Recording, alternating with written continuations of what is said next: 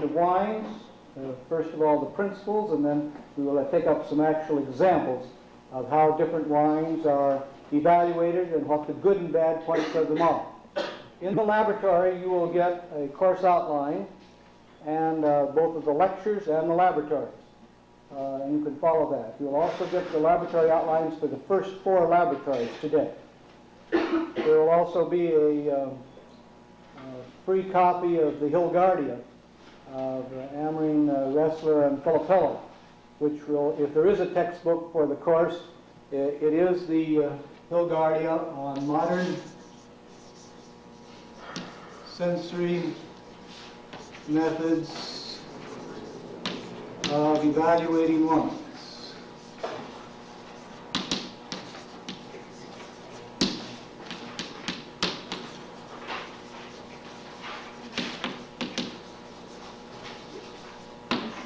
And it will pay you, I think, to study it. There are 27 off-odors, for example, listed there, and you should think about some of them and not take it lackadaisically. There will also be other assignments to other books, but we do not require that you purchase the books, and they are on reserve in the Cruce Library, in the Winkler Library, and in the main RBR, in the main library, so that you shouldn't have any difficulty, even though the class is fairly large, in getting hold of material.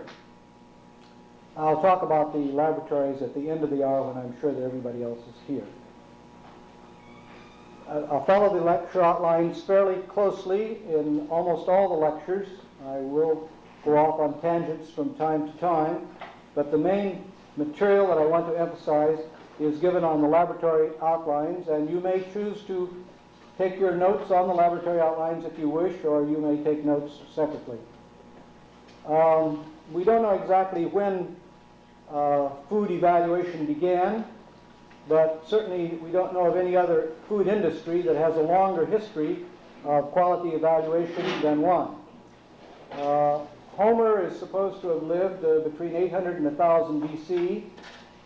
He has several passages in which wines of particular places are praised, and now I'm going to have to stop because everybody went right by the outline and nobody picked it up. Even though I put it right in the door so that nobody could miss it.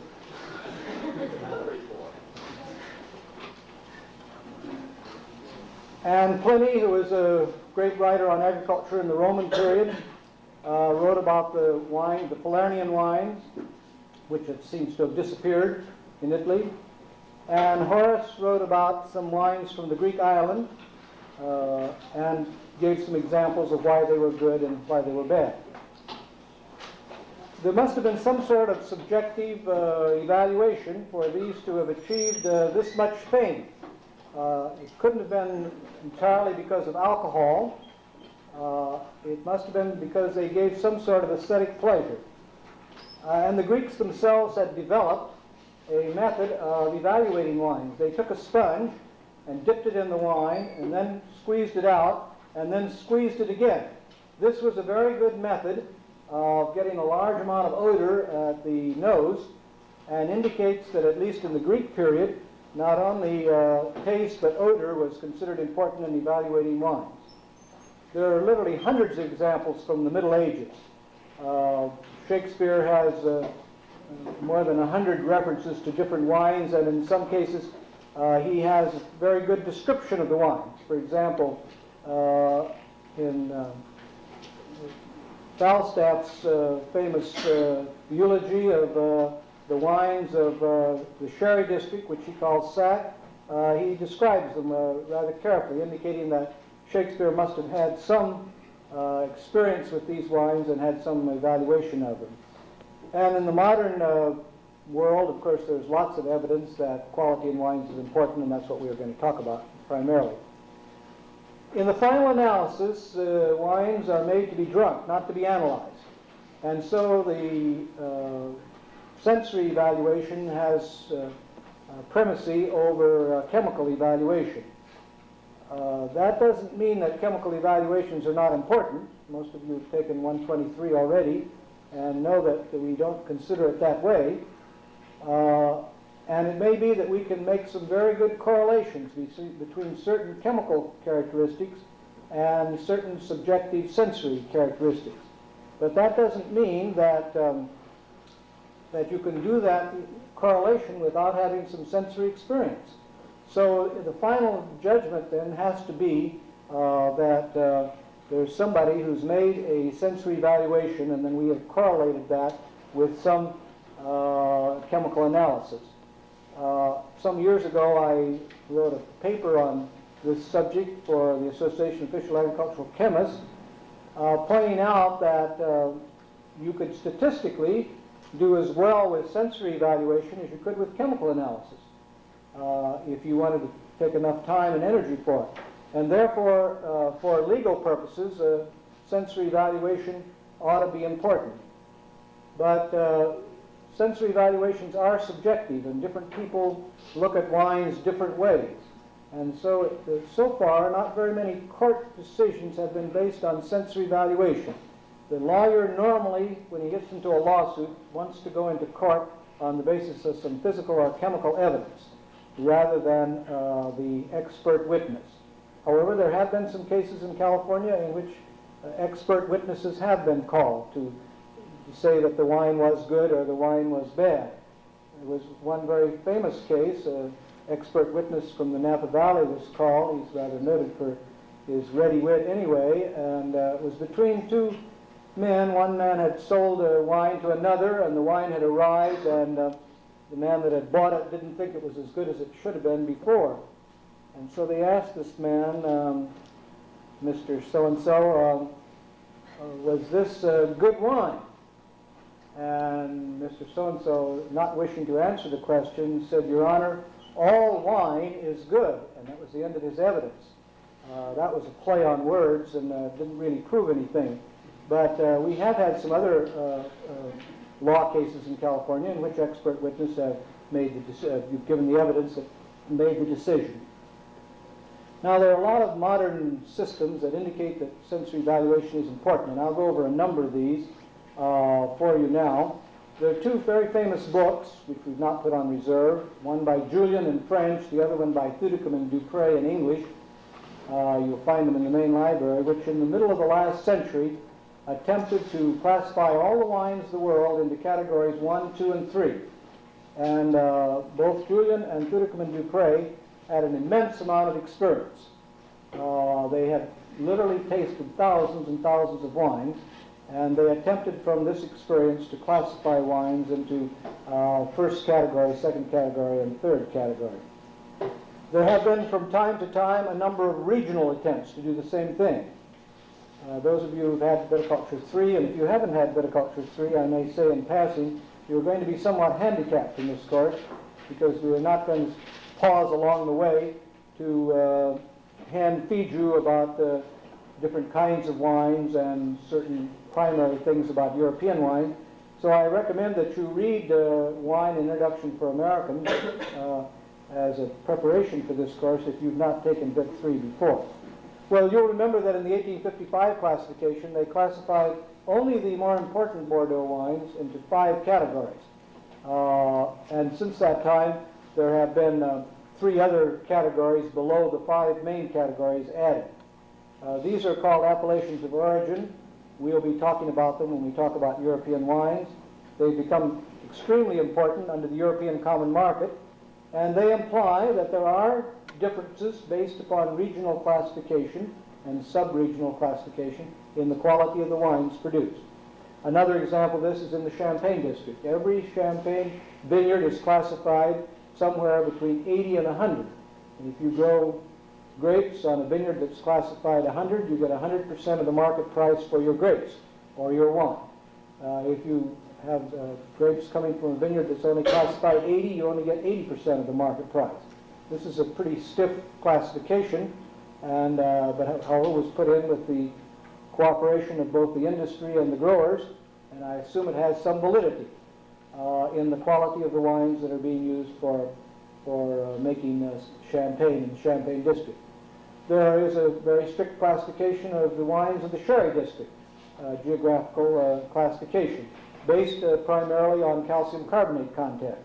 I don't know whether this is justified or not, but I do know that if you don't grow grapes in the classified region, you don't get the same price as if they are in that region.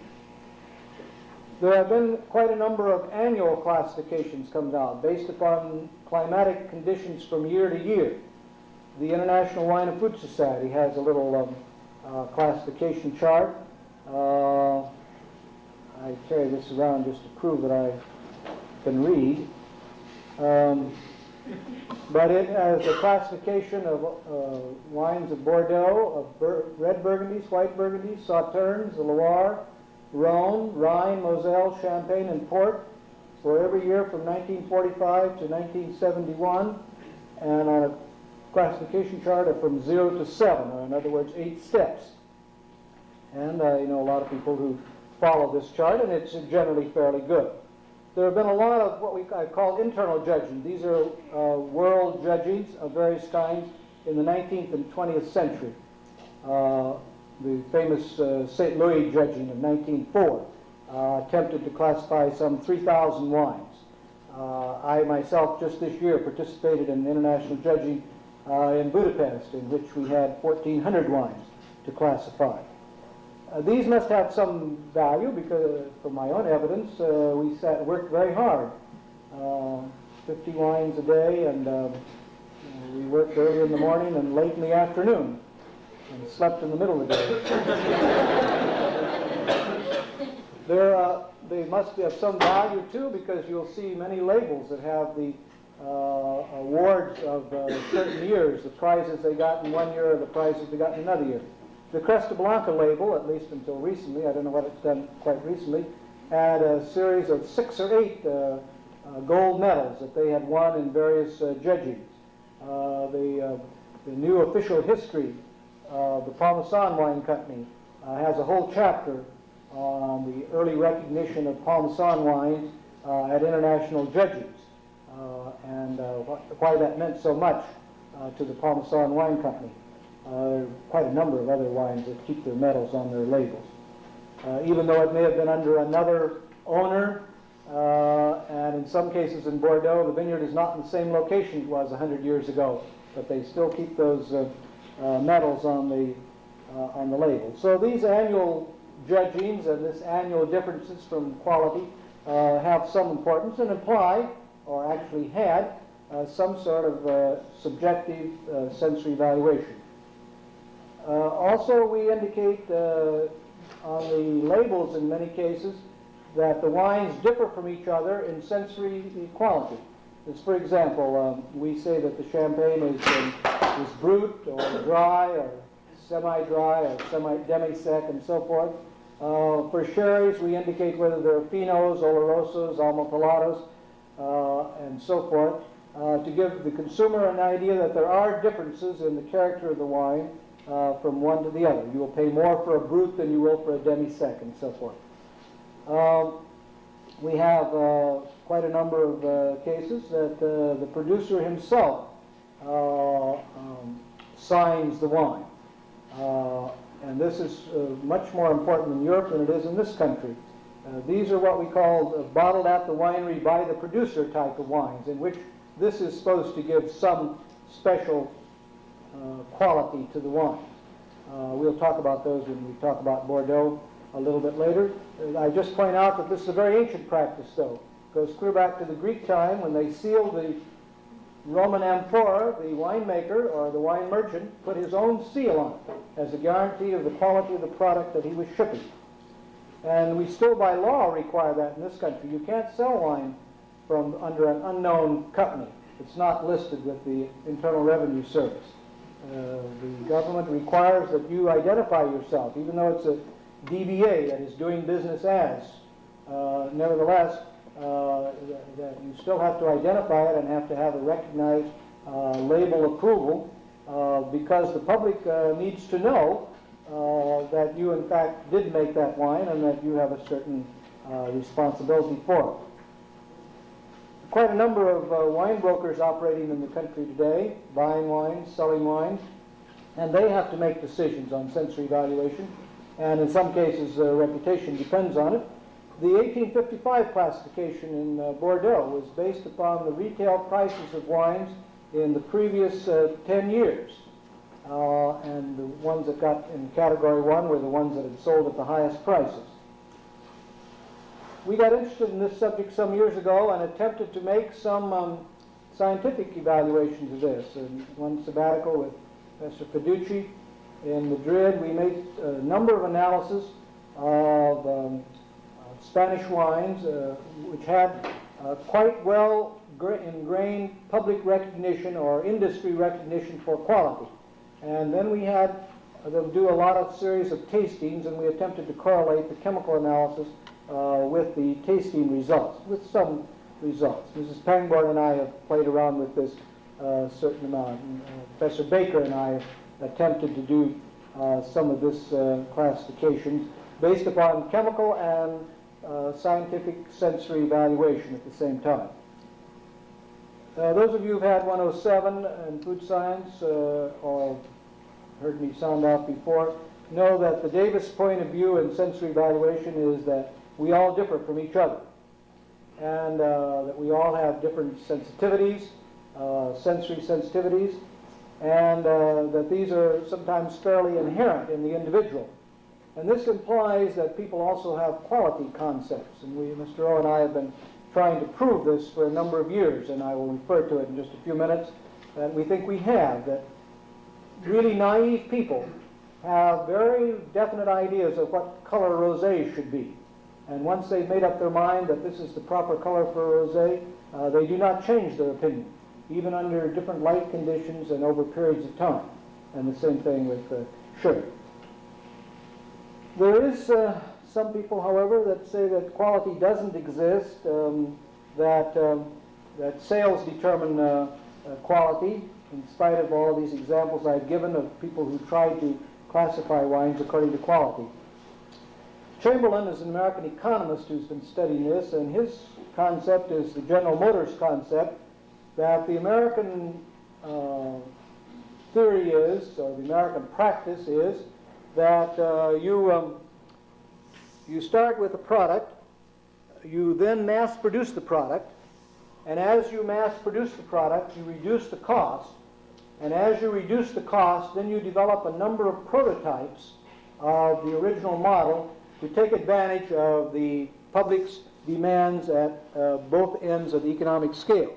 And we say that's the General Motors concept because the original General Motors was something about the Chevrolet thing. They then moved to the Buick and the Cadillac, or they took over companies that produced these and incorporated them in their system in order to produce a range of cars in size and dimensions and so forth that would cover the whole market.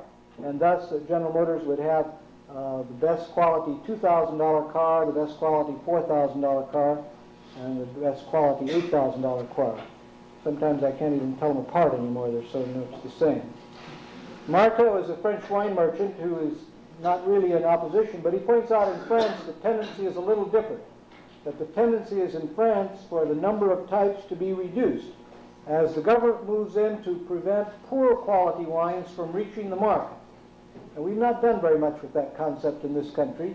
The government more or less keeps hands off of the wine industry. The wine industry operates under certain restrictions, quality-wise, but the government itself has not taken any very active part. We don't even have any state enforcement of the regulations anymore. The very threat that there could be state enforcement seems to keep most people in line. Not so in France. In France, the number of types of wines is less than half it was at the turn of the century. And most of this has been due to the government's insistence that they have a minimum alcohol standards from year to year, that they not use too much sugar from year to year, or that they come up, in the case of appellation of origins wines, that they come up to some sort of minimum sensory standard on that. Well, probably there's no real argument about this, that each section of the public has its own quality standards, and probably the way to find this out is by consumer acceptance rather than the kind of sensory evaluation that we're going to be doing. The main problems for this course then are how to determine differences between wines and how to recognize quality. But we have a lot of difficulty in defining quality. First, because we all have different concepts of quality. We're all trained, our backgrounds are different, our cultural patterns are different, and so forth. And some people like one kind of wine and some people like another kind of wine. Some people have higher standards for one kind of wine and lower standards for another kind of wine. It's always very amusing to watch wine people judging each other's wine. When they know it's somebody else's wine, they have very high standards indeed. But if they know their wines are included, the standards immediately come to some different level. Quite remarkable to watch this in operation. I think this is perfectly normal sort of thing. They have their own standards and they recognize those standards, but in terms of other wines, they would have different kinds of standards for somebody else. Well, I said before that quality is easier to recognize than to define. And that's a rather profound philosophical statement that you should think about a little bit. It's not very difficult to identify a truly great wine. But then if you try and identify all of the great characteristics in that wine, what makes it an outstanding aesthetic experience, you'll find it very difficult to do indeed. Even with a great deal of experience and a very large vocabulary, you will find it exceedingly difficult. It's much easier to define what quality is not. That's not very difficult. And you will all become very good at that. Before you get through the course, you will all be the greatest experts in California in defining what quality is not. You tend to get super critical in a course like this. But to identify and find what makes a great wine, that's a much more difficult problem. And you'll probably spend the rest of your life, if you stay in the wine field, or even if you're just drinking wine, trying to identify what makes two red wines, what makes one have all of those characteristics that make it a memorable experience, and the other one with the same chemical analysis, the same color, same appearance, same variety of grape, the same region, sometimes from the same winery. Just not be memorable at all, be completely unmemorable, not having anything really truly outstanding about it. Now there is another aspect of this that is different today than it used to be. In the 19th century, every winery in California, the producer was selling wines locally as well as statewide and occasionally nationwide. Very few, but there were a couple of them that sold wines nationwide. His audience for the wine was literally on his back. And so if he failed to make a good quality wine, he knew it. First of all, from his family, who were drinking wine every day. Second, from his friends and neighbors down the way who were tasting his wine, or his clients who came from San Francisco or Los Angeles or someplace else, so that there was an instant feedback to the winery. Now, how much different is it today? Most winemakers never see the customers at all. Never see the customers at all. Most wineries who have customers have a completely separate department just for the customers to visit with. People who have been trained to say the right things. I don't say they shouldn't say certainly shouldn't say the wrong things, but they have a public relations staff who does just that. And the winemaker doesn't even know what the public is saying about their wine. Never hears a word unless they come in a great uproar with a large amount of steam, and then the public relations people may feed back to the winemaker that, gee, we had 10 people in today who couldn't stand the Chablis because it had too much SO2 in it, and therefore we ought to do something about that. That would be feedback, and it would be truly helpful. That occurs comparatively rarely today, and this makes it much more difficult for quality control at the winery level. Every winemaker ought to be interested in what the consumers think about his wine. They, after all, they're the ones that are making his livelihood possible. And he should have some respect for their opinions, and he doesn't necessarily have to follow them, but he would be well advised to listen to them. There is another aspect of quality which I think is worth mentioning, and that's the question of uniformity. I think that if you sell a wine under a given label, it ought to stay reasonably the same from time to time. and that if it does vary greatly from one week to the next week, you have lost something of your confidence in the product, and therefore the product is of truly lesser quality. We've had several cases of this in California. People who were not able, because of inefficiency in their blending operation, to keep a given brand at the same level from week to week and month to month. And I used to advise students, and I guess I still will advise students, to go into some Safeway store where they sell alcoholic beverages and look at anybody's Sauterne, not the ones in green bottles, but the one in light-colored bottles, of a given wine. And especially if they have a large display, 20 or 30 bottles, and see if they're all the same. Every once in a while you'll come up with some really shocking information from that source, where the winery has not been keeping the shelves cleared off so that some bottles have gotten to be very old and other bottles are there, or they're actually delivering from two bottling lines which are coming from two blending tanks which are not essentially the same. All right, we'll now proceed to the second part on what is sensory evaluation, and we define it as the use of the senses to evaluate foods in two ways: either the overall evaluation of a food or the evaluation of specific characteristics. We may have sensory evaluation just to evaluate the color of olives or pink wines or something like that. Now, these visual aspects, some of them are better done by chemical means than they are by human means. For example, appearance. In VEN125, next quarter, at least two physical methods of determining the freedom from sediment, the appearance of the wines, will be presented. However, you can do a lot of this visually. The human eye can make rather fine distinctions between two, but once you get to a certain level, it's very hard to see whether you're maintaining that level without using some sort of physical method of doing it. And most of the wineries of California choose to do it in some physical method.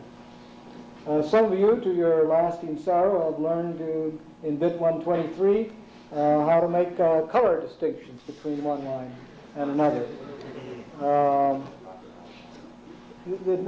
And we still think that for certain purposes, certainly large-scale blending and so forth, you should use physical methods for doing this. But when it comes to the question of preference, which color of pink wine should we have? You can use all the spectrophotometers in the world, and it can't give you any answers to how human beings are going to respond. And so then you have to make some sort of laboratory test. Now, we'll be making judgments on appearance rather rarely, because I don't expect that we'll have any cloudy wines in the course. So if we do, it'll be on the occasion. From color, however, we have to make command decisions quite often. Is there enough color in this rosé, or is there too much color in this rosé? And we'll try and give you some basis of comparison of those, and try and, so that you will have some feeling for this, because it's not something you acquire quite easily. There are very few people that are so colorblind that they can't make some distinctions in color, although once in a while we come up with a completely colorblind person where everything looks gray.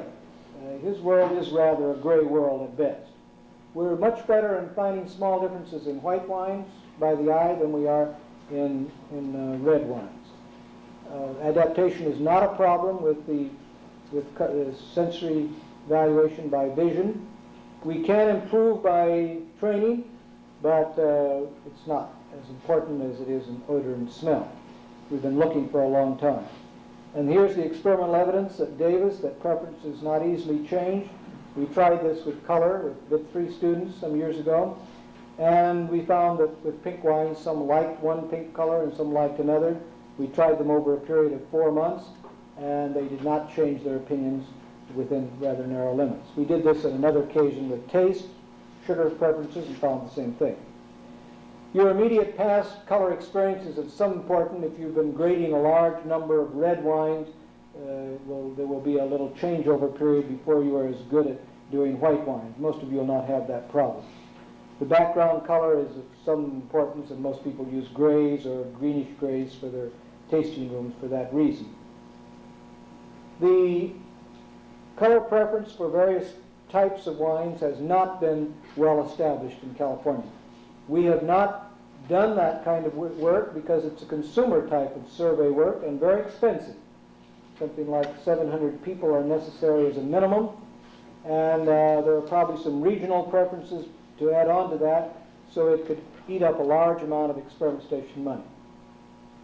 Now, odor, the question of odor is perhaps the most important factor influencing our evaluation of the quality of wine. And it's a very difficult subject to study. First of all, the area involved is remote. It's way up in the top of the nose. The slits, the olfactory slit, where the air goes, is small, is subject to swelling, so that when we get a cold, or even the beginnings of a cold, it swells shut, and the odor cannot get to the olfactory region.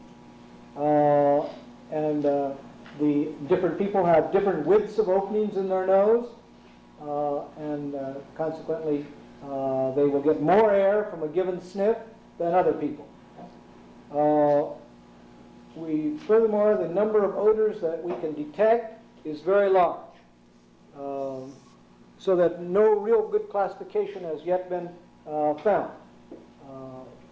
Different people have different ideas about how this might be done, and some mathematical treatments of this problem have been made, but we, at the moment, cannot give you any easy classification of odors into 8 or 50 as far as that's concerned.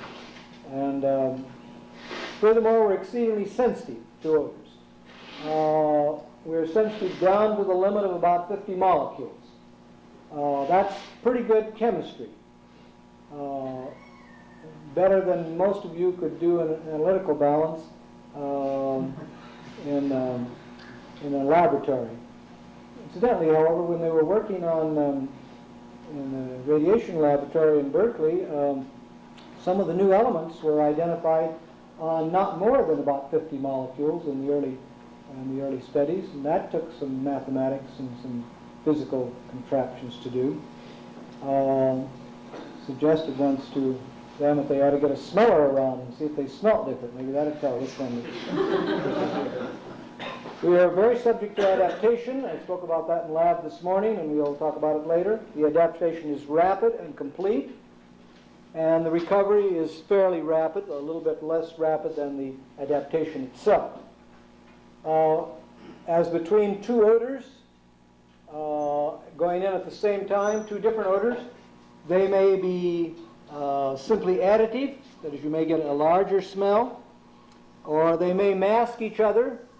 You may not get any smell at all, or get very little smell, or there may be, in a few cases, synergism where 2 plus 2 doesn't equal 4 but equals 5. All of these seem to occur. The simple masking seems to be more important at low concentrations. Synergism is very rare under any circumstances and is mainly at higher concentration.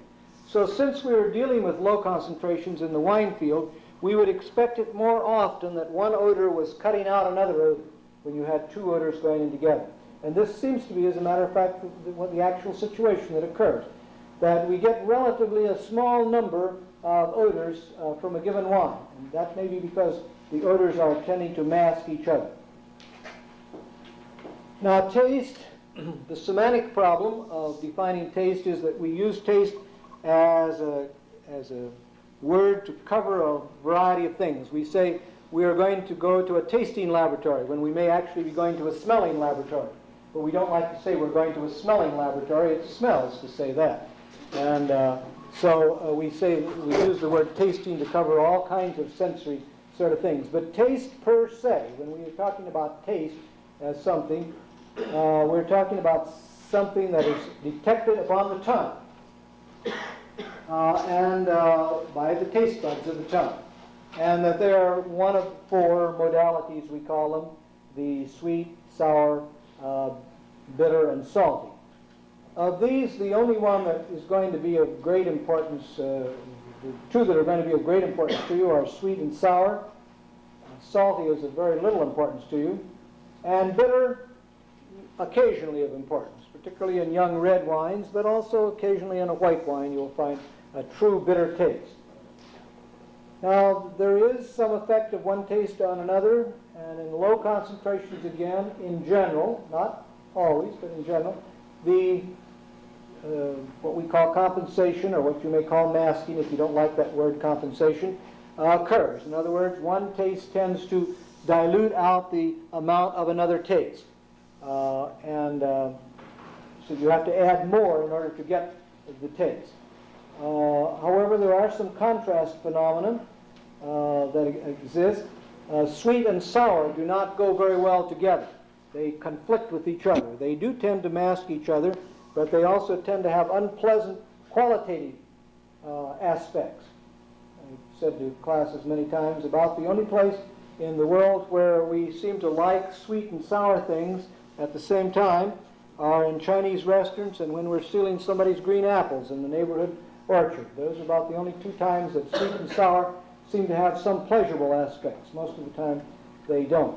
And this creates a problem for making certain kinds of wines, not to get the acid too high if they're sweet, so that the sweet taste grates upon the tongue.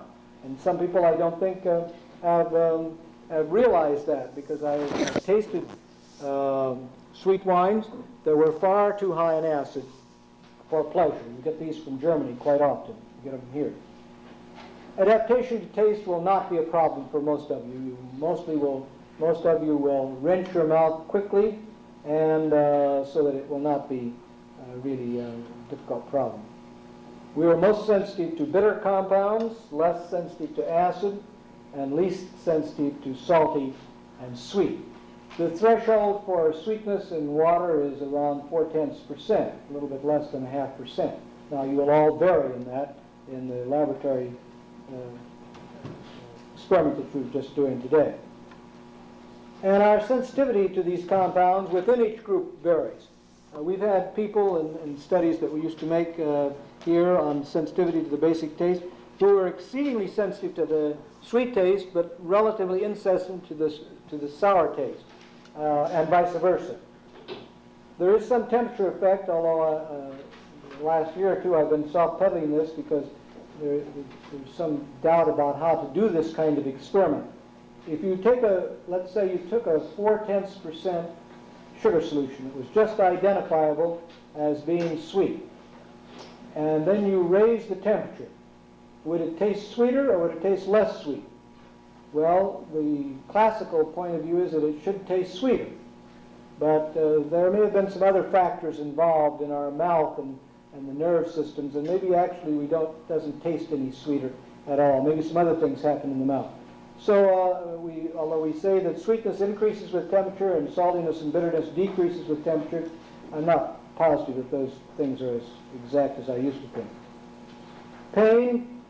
Now, in the Holgardia, there is a section on the common chemical sense. At that time, I felt that it was worthwhile separating off the sneezing effect of sulfur dioxide, which you'll soon learn I'm very much opposed to, and those kinds of chemical things that occur and cause sneezing or watering of the eyes and so forth. We separated those off from pain, where somebody sticks a needle in you or something like that. Actually, they're the same sense, so that it is not worthwhile separating the two, and we just say the pain sense now. It's overstimulation of one kind or another. You get, with very high concentrations of acid, you get enough overstimulation to cause pain, or there may be some cases where there are distinct sensors for pain. That is, when you hit yourself on the hand real hard, the pressure sensors there are giving you pain. They are being overly stimulated. And you can get pressure sensations in your eye and so forth that will cause pain. There is occasional pain, sulfur dioxide being the most common one. However, we've had students here that at 1% total acid will complain that the wines give them pain, particularly people who have very sensitive palates seem to find pain to higher concentrations. Sweetness is one of the few things there doesn't seem to be any pain level at. You can go up to 35, 40, 50% sweetness, You may not like it, but you don't actually suffer any pain with that. There is a certain amount of pain involved in certain wines that have herbs added to them, particularly dry vermouths will occasionally have a slight pain sensation, and it seems to me that some dry sherries may have a little pain sensation. We may not necessarily dislike a little bit of pain. Most of you have drunk black coffee, and the bitter taste there is accentuated enough to cause pain, and yet you've grown accustomed to it, and in fact you expect it if you are a coffee fancier, that you have the coffee black, and the bitter taste and the pain sensation that you get does seem to actually give you a slight pleasure if it's not too extreme. You've all seen people who can't drink coffee unless it's exceedingly hot. And how many of your family have used curry in excessive amounts and so forth? I was going to tell a story about curry, but it's went out of my mind at the moment. Texture, sense of smoothness or of roughness doesn't seem to be a very important factor, although, and it does need more study. We've never had anybody do a thorough semantic study of it or a thorough experimental study of it as far as wines are concerned. However, I had a student in just the other day, I don't know whether this class or someplace else, no, a graduate student came in and said he had tasted a red Burgundy and at Ondines at Sausalito. Now I remember the story. And it was silky smooth. He had never seen a red wine that was that silky smooth. And I said, well, it was a red Burgundy, wasn't it? He said, yes, how did you know? And I said, well, that's part of the texture of red Burgundies. They seem to be silky. They seem to have a silky texture. And he said, well, what causes it? And I said, well, the textbooks all say glycerin. But you write down it's not glycerin, because the amount of glycerin that's present in wines is about at the threshold level. So how could it make very much difference on the texture? I'm partially guessing on that, but there seems to be some evidence to that. It's much more likely to be alcohol and perhaps sugar that's causing this silky feeling. And red Burgundies are the highest alcohol of normal table wines. They're approaching 14%. So that with this high alcohol and maybe a little residual sugar, 3 or 4/10 residual sugar, you're getting this peculiar sensation of silkiness, which as far as I know you rarely get in any other wine, and you rarely get it even in red Burgundies unless you get the best ones. I was quite pleased that the student had recognized it, and he also wanted to know why the other wine didn't have it, and I suggested that it might be a wine from southern Burgundy, which has much lower alcohol content and which tends to be more thin and watery, and he verified that that was also true. So texture is a factor, and we will be calling texture mainly body in this class. We will be saying that, using the word body to explain that wines have more texture, and that texture is the alcohol content. But it can hardly be the glycerin content, unless glycerin, that we've been measuring the wrong threshold for glycerin. I'm not sure about that. Kinesthetic sense, the sense of movement in the jaw bones and so forth, is not a factor. I don't know of any wine that's that thick, even a real old Malaga, I don't know of any. Now, I want temperature. We need to control the temperature. That's the main reason here. It has some value for itself, however. And people are asking me, why do you serve white wines cool and red wines at room temperature? And now you have the Amerine explanation, which may or may not be right, but anyway, it's original. I maintain that white wines have very few centers of interest to attract people. They don't have very much in the way of the red color, which is much more attractive than yellow color. They don't have very much varietal character, with some exceptions. And you can't put very much acid in if you're going to have a little sugar, or you can't put very much sugar in if you're going to have a high acid. So that when you finish, about the only center of interest that you have left in a white wine is either the acid or the sweet taste.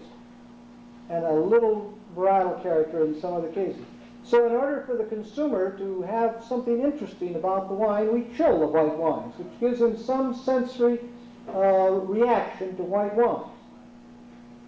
And the other part of the Amerine theory is that white wines usually, I don't say always, but usually have too much SO2. And by lowering the temperature, you don't smell as much SO2.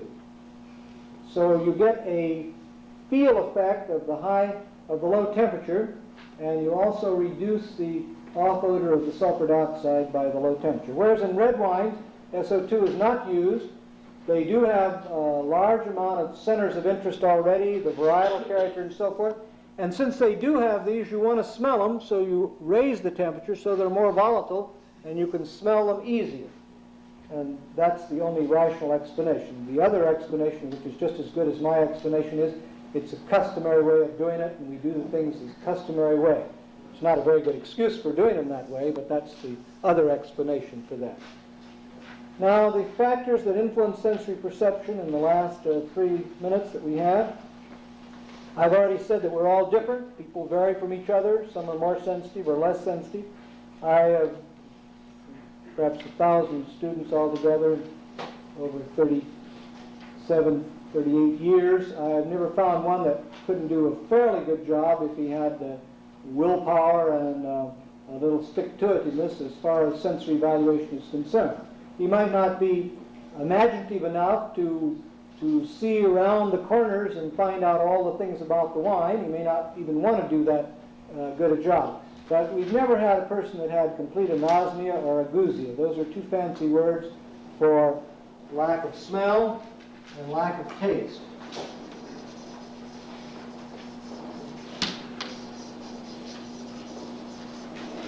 We've had some partial agousiacs, and we've had one wife of a faculty member who's partially anosmic, but that's about all we have.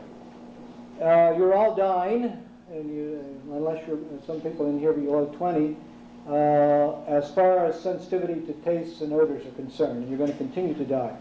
The only thing that you can expect to retain to the end is a sense of, in a pretty good condition, is the sense of acidity. You will probably not be much less sensitive to acid 50 years from now as you are today. But all the others, you're wearing out. Sorry about that.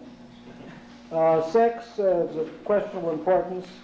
Ms. Krangborn seemed to find her women judges were a little more sensitive than her male judges, but I would like to have taken her female judges in my laboratory and given the same test. It might have turned out the other way around. Smoking doesn't have very much importance except to non-smokers. There may be a slight desensitization to acid taste over a long period of time. Experience is the really critical thing. You tend to over and underrate sensations without any experience. That's because you have no frame of reference. The main thing that you get from experience is a frame of reference. Knowing that the coffee is that hot, you don't drink it that hot again. You don't want to get your cheeks burned and so forth. Changing standards, well, there may be something to that. As we get older, with experience, we may actually change our standard. Time of day is some importance. The morning is better than the afternoon. Memory is of critical importance. Otherwise, you're going to waste an awful lot of time. So even in very simple things, try and remember what you tasted, what the 0.5% sugar sample tastes like, because it may come back to you in a very useful stead sometime or other. And for goodness sake, we put up all these little things in the tasting room to keep you from looking at each other, to force you to look at the glasses that are in front of you, and to keep you from talking to each other. Before we put those things in, everybody wanted to discuss every problem with everybody else, and they would smile and frown, and as the more and more wines were tasted, the decibel count went up, and so I decided to put those little things in there. Now, I don't know how many there is here. Just give me 1 minute. 1, 2, 3, 4, 5, 6, 7, 8, 9, 10, 13, 14, 15, 16, 17, 18, 19, 20, 21, 22, 23, 24, 25, 26, 27, 28, 29, 30,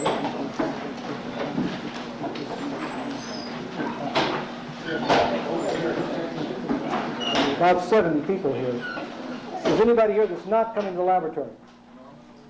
Now, we had 7 vacancies in the morning laboratory. We can take care of 72 people over there, but we can only take care of 24 at a time. I'm going to give the cards out over there, pre-enrollees, and then the next 4 we'll take this afternoon.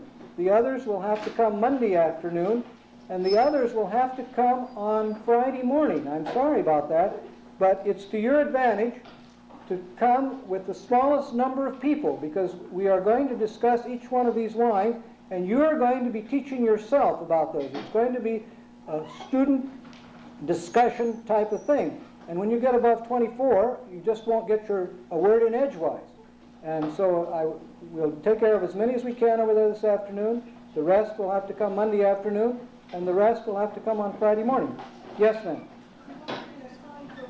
We'll take care of it as best you can, yes. If you've got it pre-enrolled over in the registrar's office, you're safe. But the rest of you are in limbo at the moment. So enrolled Monday,